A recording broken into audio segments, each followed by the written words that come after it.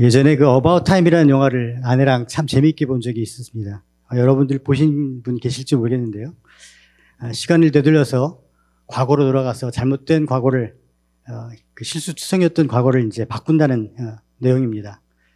시간 여행을 소재로 한 영화들 또 드라마들이 계속해서 만들어지고 있습니다. 늘 후회할 수밖에 없는 인생이기 때문에 과거로 돌아가서 할 수만 있다면, 과거를 바꿀 수 있다면 현재 나의 삶도 바뀔 것이라고 생각하는 것이죠. 할 수만 있다면 잘못된 그 실수를 고치고, 잘못된 실패를 고치고, 잘못된 가족 관계와 또 자녀들과의 관계를 고치고 싶어 할 것입니다. 잘못된 그 친구, 동료, 또 사랑하는 사람들의 관계를 바로잡고 싶어 합니다. 이렇게 우리는 과거로 돌아가서 현재를 바꾸고 싶어 하는 것이죠. 그러나 하나님께서는 이사야서 43장 18절에 말씀하시기를 이전 일을 기억하지 말며 옛날 일을 생각하지 말라. 과거로 돌아갈 생각하지 말아라 라고 말씀하십니다. 과거로 돌아가서 현재를 바꾸고 싶어 하는 우리들과는 달리 하나님께서는 현재를 바꾸는 좀 더 진취적인 방법을 사용하시는데, 그것은 미래를 보여주시고 현재를 바꾸게 하시는 겁니다. 하나님께서는 우리가 지나간 과거에 매이지 않고 과거의 실패를 듣고 미래를 위해 적극적으로 우리의 현재를 바꾸라고 말씀하시는 겁니다. 미래를 알게 되면 현재 내가 무엇을 해야 하는지, 그 미래를 위해서 내가 현재 무엇을 해야 하는지, 또 무엇을 선택해야 하는지, 또 어디로 가며 어떤 삶을 살아야 하는지를 결정할 수 있게 됩니다. 12제자 중에 한 명이었던 그 요한, 우리가 잘 아는, 이제 오늘 읽었던 그 요한복음을 썼던 요한은 이 계시를 통해서 미래를 보고 온 이후에 굉장히 충격을 받습니다. 그리고 그 받은 충격 때문에 그는 그의 현재, 그리고 그와 함께하는 성도들, 그리고 교회의 미래를, 교회의 현재를 바꾸려 했습니다. 사실 선교란 이런 것입니다. 결정된 미래, 이미 결정된 하나님의 뜻을 알고 있기 때문에 열방을 향해 복음을 선포하는 것입니다. 선교는 미래를 바꾸는 것이 아니라 현재를 바꾸는 거룩한 도전입니다. 바로 이 자리에 모인 우리들은 사실 이 거룩한 도전에 초대된 사람입니다. 지금 나의 삶, 우리 현재가 미래를 결정한다고 우리는 그토록 세상이 그렇게 배워왔고 그렇게 가르쳐왔고 그렇게 살아왔습니다. 그러나 하나님 말씀 속에 우리 현재가 미래를 바꾸는 것이 아닙니다. 결정된 미래가 바로 우리의 현재, 나의 현재를 바꾸는 것입니다. 이미 정해진 하나님의 뜻, 미래가 바로 지금 우리들의 삶을 바꾸라고 도전하고 계시는 겁니다. 하나님의 거룩한 뜻에 따라서 지금 우리들의 삶, 우리들의 현재, 우리들의 내면에 하나님을 향한 그 소망, 우리들의 태도, 우리들의 그 예배를 바꾸는 저와 여러분이 되시기를 주님의 이름으로 축원드립니다. AD 90년경에 요한은 그가 본 그 미래, 계시를 보고 충격을 받죠. 그래서 그는 맨 마지막 성경들 중에 가장 마지막에 요한복음이 기록되는데 요한의 그 마지막 복음서를 기록합니다. 요한은 그 책의 그 마지막 20장에 보면 자기가 요한복음을 쓴 목적에 대해서 이야기를 합니다. 그러면서 예수님에 대해서 낱낱이 자기가 보고 자기가 깨달았던 그 예수님에 대한 이야기를 낱낱이 기록하면 너무나 좋겠지만, 그러나 그렇게 되면 그 예수님에 관한 책을 이 땅에 도저히 둘 수 없다고 판단해서, 그래서 미래와 관계되어 있는, 연결되어 있는 사건들만 편집해서 기록했다고 이야기합니다. 그 책이 바로 요한복음입니다. 요한은 그 3년 동안 예수님과 함께 있었지만 진짜 예수님이 누구신지를 요한뿐 아니라 그 당시에 있었던 그 제자들 그 누구도 예수님이 진짜 어떤 분인지를 깨닫지 못했습니다. 그래서 그 계시를 통해 예수님의 진짜 모습을 보고 온 요한은 요한복음에 정말 충격적인 단어들을 사용해서 그 예수님과 그 사건들을 기록하기 시작합니다. 그때 그 사건, 아무도 눈치채지 못했던 중대한 사건들을 기록하는 것이죠. 오늘 읽은 이 가나 혼인잔치도 유일하게 요한복음에만 기록되어 있습니다. 그러니까 분명 요한이 보기에 이 사건은 굉장히 중요한 사건이었던 것입니다. 요한이 이 혼인잔치를 왜 중요하게 보았을까? 그것은 계시록 19장을 통해서 발견하게 됩니다. 요한이 예수님의 정체를 어떻게 알았을까? 계시록 19장을 읽다 보면 발견하게 되는 것이 있는데, 그것은 요한복음 1장과 2장의 출처가 바로 계시록 19장이라는 것입니다. 한번 우리 그 계시록 19장 6절부터 16절을 좀 같이 보려고 합니다. 한 절씩 같이 교독했으면 좋겠는데 같이 함께 읽겠습니다. 또 나는 많은 무리의 소리 같고 콸콸 쏟아지는 물소리 같고 강한 천둥 소리 같은 것을 들었습니다. 그 소리를 들은 외쳤습니다. 할렐루야, 전능하신 우리 주 하나님이 다스리신다. 기뻐하고 즐거워하며 하나님께 영광을 돌리자. 이는 어린 양의 결혼식이 이르렀고 그의 신부가 혼인 준비를 갖추었으며 그녀는 밝고 깨끗한 고운 삼배 옷을 입을 것을 허락받았기 때문이다. 이 고운 삼배는 성도들의 의로운 행실이다. 그러자 천사가 내게 말했습니다. 너는 어린 양의 결혼잔치에 초대받은 사람들은 복이 있다고 기록하라. 또 그는 내게 말했습니다. 이것은 하나님의 참된 말씀들이다. 이 말에 나는 천사의 발 앞에 엎드려 그에게 경배하려고 했습니다. 그러자 그가 내게 말했습니다. 그러지 마라. 나는 너와 및 예수의 증언을 가진 내 형제들과 함께 종된 자니 너는 하나님께 경배하여라. 예수의 증언은 예언의 영이기 때문이다. 나는 하늘이 열려있는 것을 보았습니다. 흰 말이 있고 그 위에 탄 사람이 있는데 그의 이름은 충성과 진실입니다. 그 공의와 심판하고 싸우시는 분입니다. 그의 눈은 불꽃 같고 그의 머리에는 많은 멸관이 있으며 그 자신 외에는 아무도 알 수 없는 이름이 쓰여 있습니다. 그는 피로 물든 옷을 입고 있고 그 이름은 하나님의 말씀입니다. 하늘에 있는 군대가 희고 깨끗한 고운 삼배를 입고 흰 말을 타고 그를 따르고 있었습니다. 그의 입에는 예리한 칼이 나오는데 그는 그것으로 나라들을 치려고 합니다. 그가 친히 쇠지팡이로 그들을 다스리며 친히 전능하신 하나님의 맹렬한 진노의 포도주를 밟을 것입니다. 같이 읽겠습니다. 그의 옷과 널쩍다리에는 왕의 왕, 주의 주라는 이름이 쓰여 있습니다. 아멘. 6절부터 9절에는 어린 양의 혼인잔치를 소개합니다. 그리고 10절부터 16절까지는 예수님의 정체를 이야기합니다.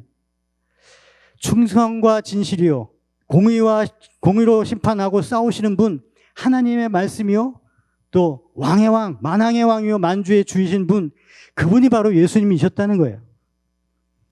요한은 그 예수님께로부터 받은 그 충격을 고스란히 요한복음 1장에다가 기록을 합니다.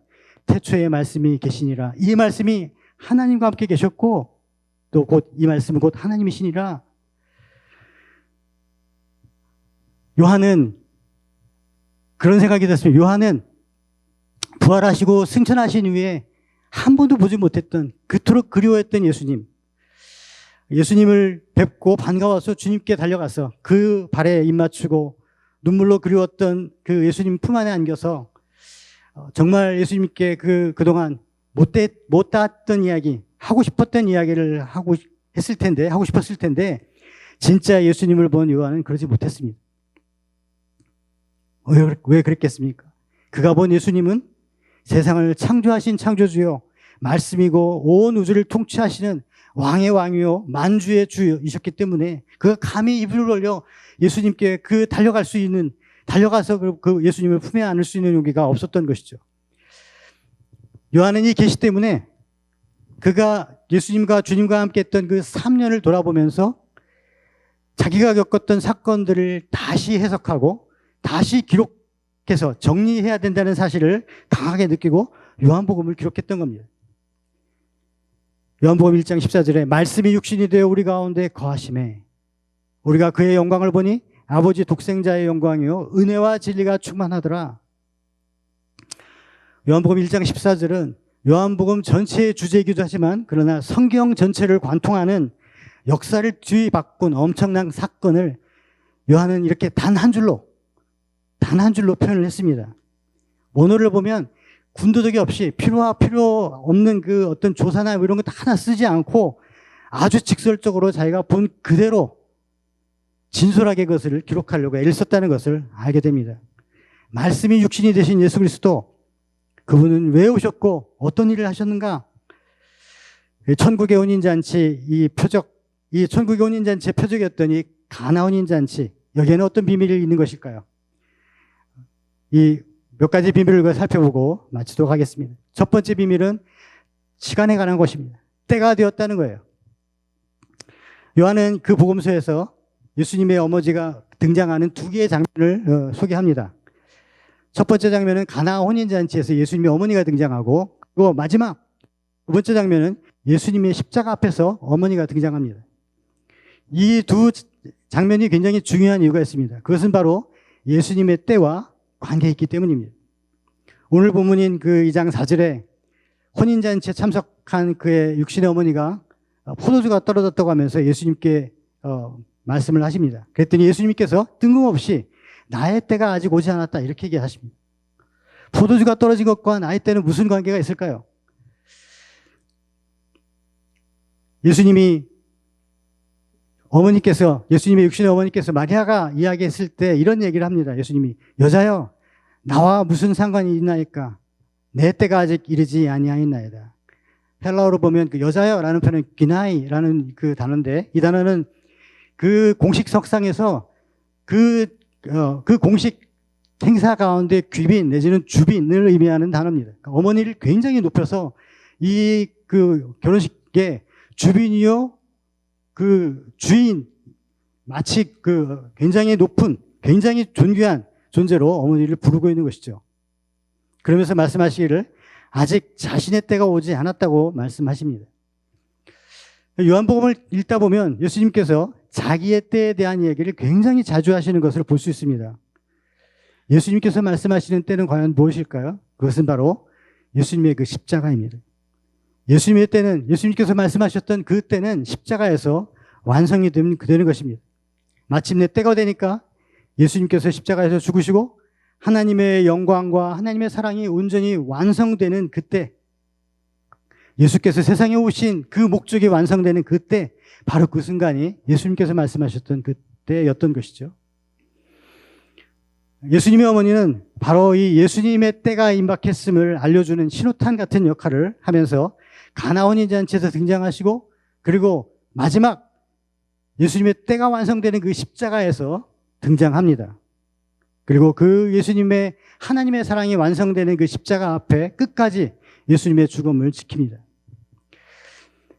요한은 이 가나 혼인잔치 앞에 바로 앞장에 그 나다나엘 석관을 얘기를 하시죠. 그래서 무슨 얘기를 합니까? 하늘이 열리고 천사들이 오르락 내리락 하는 것을, 하늘과 땅에 만나는 극적인 사건이 있을 것이라고 얘기를 하시고, 바로 이 극적인 사건에 대한 이야기를 해주고 싶어 하셨어요. 아직 때가 되지 않았지만 그의 육신의 어머니를 통해 가나 혼인잔치는 바로 그 극적인, 그 하늘과 땅이 만나는 극적인 사건의 일부라는 것을 말씀해주고 싶으셨던 거죠. 하나님 나라가 예수 그리스도를 통해서 임하기 시작한 그것을 알리는 사건이 되는 것입니다. 가나 혼인잔치에서 시작된 하나님 나라는 결국 미래의 하나님 나라 그 혼인잔치로 우리를 이끌고 갑니다. 하나님의 계시로 천국의 혼인잔치를 맛보고 왔던 요한은 예수님과 함께, 그 예수님 제자들과 함께 동행했던 그 가나 혼인잔치에 숨겨져 있던 비밀을 깨닫습니다. 바로 그때가 되었다는 것, 주님의 때가 시작되었다는 것을 깨닫게 된 것이죠. 때가 되기 전에 땅에서 열린 그 혼인잔치는 때가 되어서 십자가로 열린 그 하나님 나라의 혼인잔치로 인도하는 사건이었다는 것을 깨닫게 되는 것입니다. 하늘과 땅이, 그리고 현재와 미래가 만나는 극적인 순간이 바로 가나 혼인잔치였던 것입니다. 가나 혼인잔치는 하나님의 백성들을 위해서 마련된 하늘의 축제의 맛보기였던 것입니다. 두 번째 비밀은 주인이 바뀌다입니다. 결혼잔치에 포도주가 동인합니다. 모든 결혼잔치는 가족의 잔치일 뿐만 아니라 그 동네 사람들의 잔치이기 때문에 대략 얼마만큼의 사람들이 오는지를 알고 있습니다. 그래서 포도주가 떨어지는 일이 흔한 일은 아닙니다. 그런데 포도주가 동인합니다. 이 큰 그 가족들의 잔치에 가장 중요한 포도주가 떨어진 것이죠. 결혼식에 그 손님들을 대접하는 일은 사실은 그 주인들이 해야 되는데, 갑자기 예수님의 어머니가 나서면서 이 포도주가 떨어졌다고 예수님께 이야기를 하시는 걸 보면 마리아는 그 결혼식에 그 오신 손님들을 챙겨야 되는 결혼 당사자 집안의 어른들 중에 한 사람이었다는 것을 우리가 알게 됩니다. 예수님의 어머니는 이 난처한 상황을 예수님이 해결해 주시기를 바라면서 예수님께 말합니다. 잔치의 주인이 해결해야 될 문제를 이제 예수님께서 해결해야 되는 상황이 된 것이죠. 결혼식의 주인이 바뀌는 순간입니다. 음식을 준비하고 대접하는 일은 주인이 해야 되는 일인데 예수께서 포도주를 마련하시며 혼인잔치의 주인이 되는 순간입니다. 천국잔치의 주인이 바로 예수님이었다는 것을 알았던, 보고 왔던 요한은 바로 그 천국잔치에서 포도주가 떨어져서 물을 포도주로 바꾸는 그 사건이 바로 주인이 바뀌는 사건이라는 것을, 그래서 가나 혼인잔치 사건이 천국 혼인잔치의 표적이었다는 것을 알게 됩니다. 세 번째 비밀은 세상을 바꾸는 하나님의 나라가 바로 이 안에 있었습니다. 유대인의 정결의식에 사용되었던 이 돌 항아리는 또 다른 표적입니다. 이 유대인의 정결의식의 기원은 사실 모세의 율법에 있습니다. 율법은 구약에 보면 세 가지를 정결케 하는 의식에 대해서 가르쳐 줍니다. 첫 번째는 레위기 13장, 14장에 보면 나병에 관한 것이고, 두 번째는 레위기 5장에 보면 성과 관계되어 있는 것입니다. 세 번째는 민수기 19장 11절부터 19절에 보면 죽은 사람과 접촉했을 때 어떻게 정결케 하느냐, 하나님께서 그 부정하게 된 부정하게 된 상태를 어떻게 정결케 해야 되는지를 가르쳐 주십니다. 그런데 재미있는 것은 돼지고기와 같이 하나님께서 부정하다고 정하신 음식이나 물건을 담았던 그릇은 그것이 토기인 경우는 완전히 부셔버리게 하셨고, 돌로 된 그릇인 경우는 그것을 물로 깨끗이 씻게 하셨습니다. 그러니까 대부분 유대인들이 그 흙으로 된 그릇보다는 돌로 된 그릇을 선호했어요. 왜? 뭐 부정하겠지만 그건 깨트려 버려야 하니까, 이 흙으로 된 것은. 그러니까 돌로 된 것은 씻기만 하면 되지 않겠습니까? 그러니까 이 가나 혼인 잔치의 돌 항아리는 이 정결의식에 사용됐던 돌 항아리가 왜 돌로 만들어진 것인가? 그 이유는 바로 이런 이유 때문인 거죠. 가나안 정복 이후에 이스라엘 백성들이 출애굽 이후에 가나안 들어와서 모세가 그 출애굽 때 그 광야에서 가르쳐준 율법은 가나안에 들어와서 하나도 지켜주지 않았어요.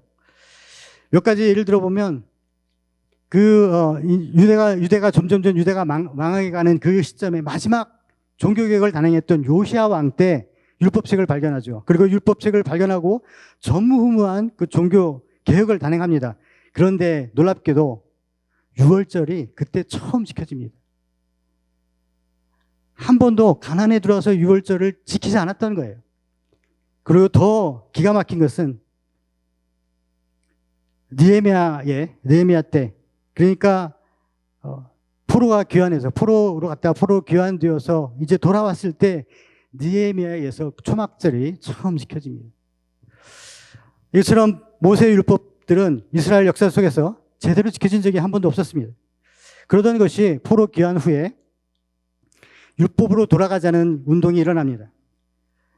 경건운동이 같이 일어나게 되는데, 예수님이 오시기 전까지 바리새인들과 율법학자들 그리고 서기관들, 장로들이 모여서 모세의 율법을 자의적으로 해석하고 수많은 규례들을 만들어 지키기 시작합니다. 대표적인 예가 마가복음 7장 1절부터 4절에 기록됩니다.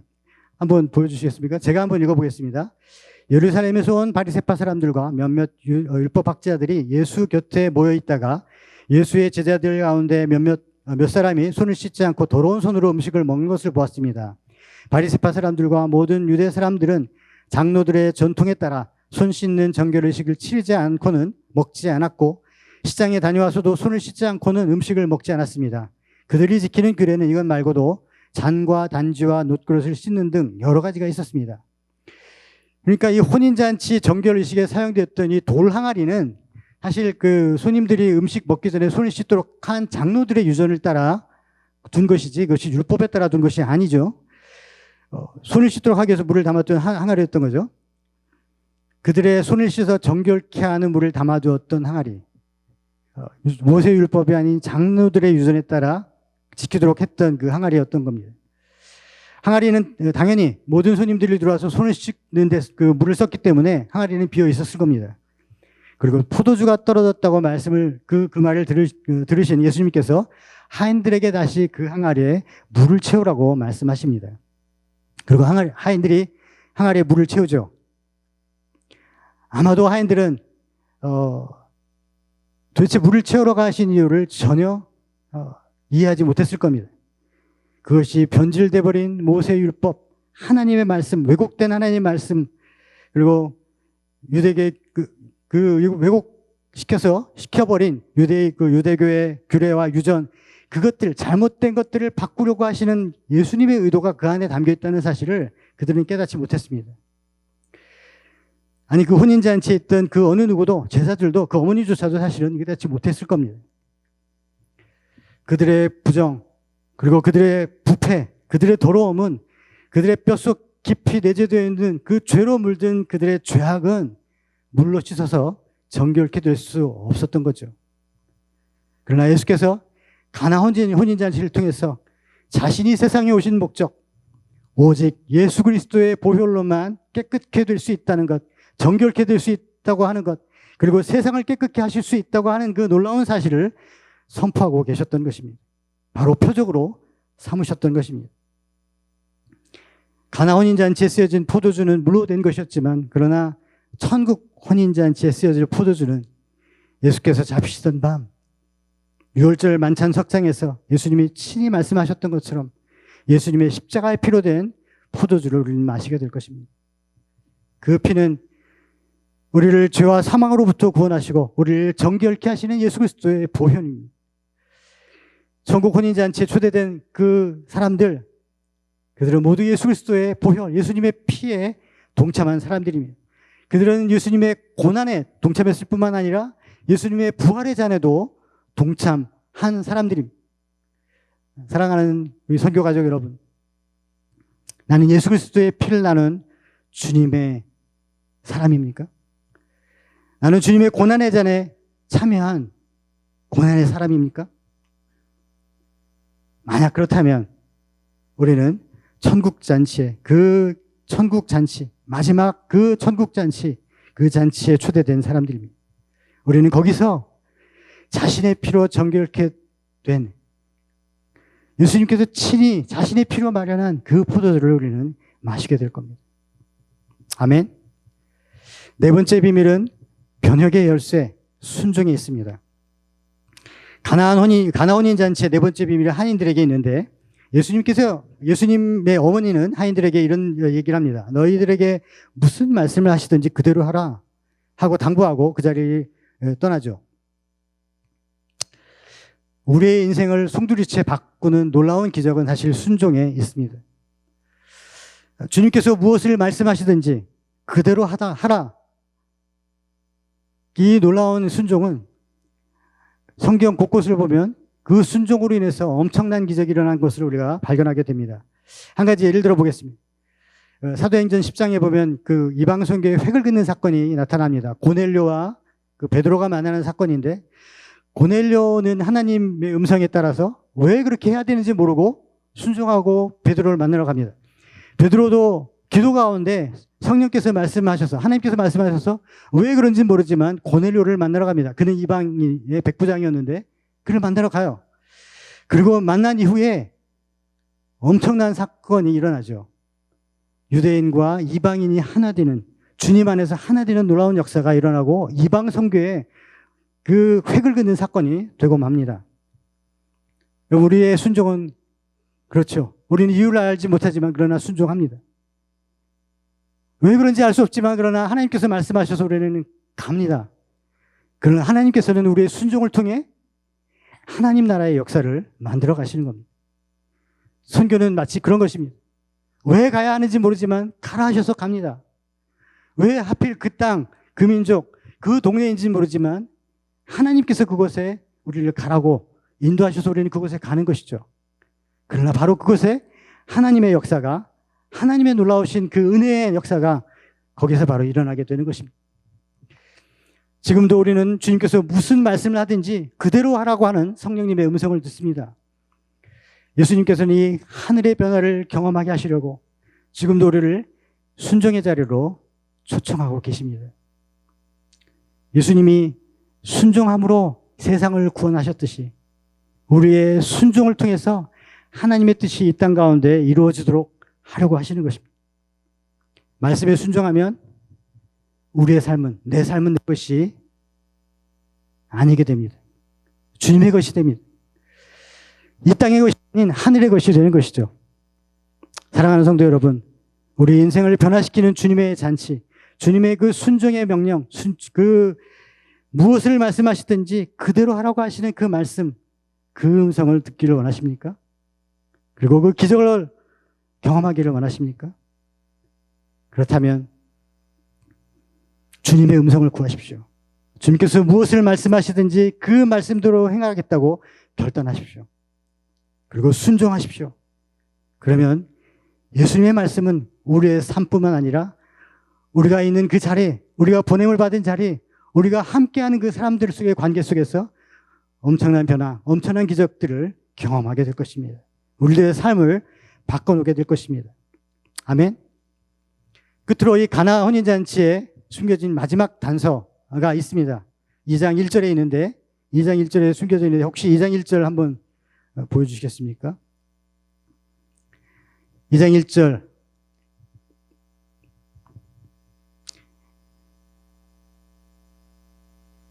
네, 2장 1절에 보면 첫 번째 그 단어인 사흘째 되던 날이라는 표현이 나옵니다. 사흘째 되던 날에 이 선교적 단서가 숨겨져 있는데 이 사흘째 되던 날은 도대체 언제부터 사흘일까요? 앞장을 보면 1장을 보면 1장 29절에 예수께서 세례를 받으러 요한이 있는 그 요단강으로 나오십니다. 요한을 받으러 세례를 받으러 오시죠. 그때 세례 요한이 예수님을 보며 보라 세상 죄를 지고 가는 어린 양이로다 라고 얘기를 하면서 세례를 줍니다. 그리고 두 번째 35절에 보면 이튿날이라는 표현이 나옵니다. 예수께서 세례를 받으신 그 다음 날 세례 요한이 예수님을 또 봅니다. 그리고 보라 하나님의 어린 양이로다 라고 하는 얘기를 듣고 그 세례 요한의 두 제자가 세례 요한을 버리고 예수님을 쫓아갑니다. 그 중에 한 사람이 베드로 동생이었던 안드레였죠. 그리고 그 43절에 보니까 또 이튿날 세례를 받으시고 이틀이 되었던 날 예수께서 빌립을 만나서 예수님을 따르라고 얘기합니다. 그랬더니 빌립이 쭈르륵 나다나엘에게 가서 나다나엘을 예수님께로 데려옵니다. 예수님께서 나다나엘에게 자신을 통해 하늘과 땅이 만나게 될 것이라는 이야기를 하시죠. 그리고 오늘 본문 2장 1절에 사흘째 되던 날 예수님께서 세례를 받으신 지 3일이 되던 날입니다. 세례가 예수님의 죽음을 암시하는 것이죠. 세례가 예수님의 그 십자가 죽음을 암시하는 표적이었다면 사흘이 되던 날은 언제입니까? 예수님께서 그 무덤에서 부활하셨던 날이죠. 사흘째 되던 날 죽음을 이기시고 부활하시는 그 사건, 놀라운 그 사건이 일어났던 날 예수님께서 천국 혼인잔치를 준비하셨던 날 바로 그것이 사흘째 되던 날입니다. 이렇게 가나 혼인잔치는 예수님의 보혈을 통해 구원과 부활을 암시하는 것이었고 세상과는 전혀 다른 새로운 체계가, 새로운 질서가 하나님의 나라가 도래했음을 예표하는 표적이 되었을 뿐만 아니라 예수님의 부활과 함께 부활한 하나님 나라 사람들을 위해 천국 혼인잔치를 준비하시는 그 천국 혼인잔치에 참여하게 될 것을 암시하는 그런 표적이었던 겁니다. 사흘째 되던 날, 사랑하는 우리 선교가족 여러분, 그날은 반드시 옵니다. 주님께서 다시 오시는 그날은 속히 도래할 것입니다. 사랑하는 성도 여러분, 천국잔치에 참여하실 준비가 되었습니까? 그 사흘째 되던 날 우리를 위해 준비하신 그 놀라운 천국잔치, 요한이 맛보고 왔던 그 천국잔치가 지금 우리를 기다리고 있습니다. 우리 함께 기도하시겠습니다. 우리 한번 이 시간 나를 위해, 우리를 위해 천국잔치를 예비하시고 우리가 오기만을 기다리고 계신 우리 주님, 그 주님을 묵상해 보았으면 좋겠습니다. 가나 혼인잔치에 있었던 그 놀라운 비밀들 속에 우리는 요한이 바로 예수님을 만났던 것처럼, 예수님이 누구신지 그 정체를 발견했던 것처럼 우리 삶 속에 역사하시고 오늘도 함께 동행하셨던 그 주님, 주님의 놀라운 그 정체, 그리고 우리를 마지막 그 천국 혼인잔치에 우리를 부르실 우리 주님, 주님을 묵상하며 함께 한번 2, 3분 자기 자신을 위해서, 그리고 또 우리 주님과 주님의 나라를 위해서 함께 기도했으면 좋겠습니다. 기도하시겠습니다.